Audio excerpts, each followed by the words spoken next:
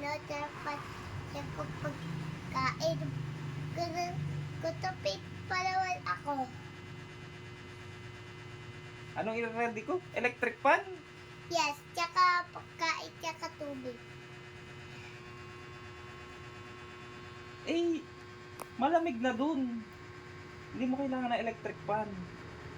Ah, sige. Lalamigin ka sa labas. Hindi ka pwedeng iwan sa labas. Lalamigin ka. Huwag nang isama yan. Eh, gusto ko sumama. Gusto ko may jacket. Gusto mo mag-jacket?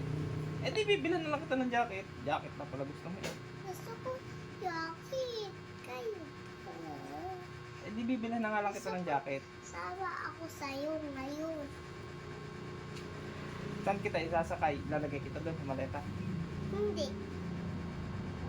Saan? Upo ako sa paa mo. Mga ngawit ka, matagal yung biyahe. Hindi dadalhin ko si Daddy. Maglalaro kami sa airplane. Habang bumabiyahe, maglalaro lang kayo. Yes, tapos nagaganito pa siya. Oh. Huwag nang isama yan. Eh, gusto ko sumama. Eh paano si Mami kung iiwan mo? Dito na lang siya. Bakit? Eh paano yan? Pagka iniwan mo siya, eh di kawawa naman, iiyak yan.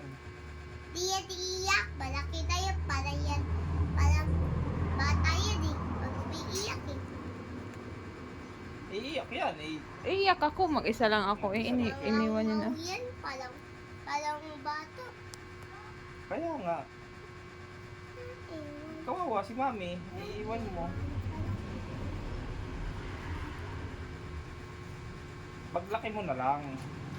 gusto ko. Ayun. Gusto ko pupunta. Eh, hindi ka pa nga pwede. Pwede ba ako sa airport? Pwede ka sa airport. Gusto ko makasakay ng airplane. Hindi pa ako nakakasakay ng airplane. Eh di paglaki mo, sasakay ka ng airplane. Gusto ko sumakay na.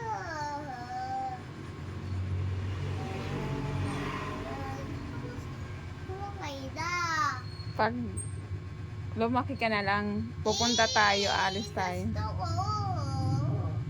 Kasi wala na bata pa ako. Hindi pa ako nakakasakay ng airplane. Kapag uwi ni Dada, magsasakay tayo ng airplane, tatlo tayo. Pupunta tayo ng Cebu. Oo, sasakay tayo pag uwi ko. Oo. Tatlo tayo ni Mami. Magaling na si Mami noon, kaya makakabiyahe na siya. Oo. Airplane lang pala eh, di pupunta tayo ng Cebu. Ano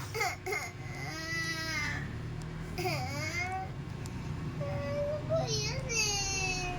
Sasakay nga tayo ng airplane pag uwi ko. Magaling na nun si Mami, makakabiyahe na.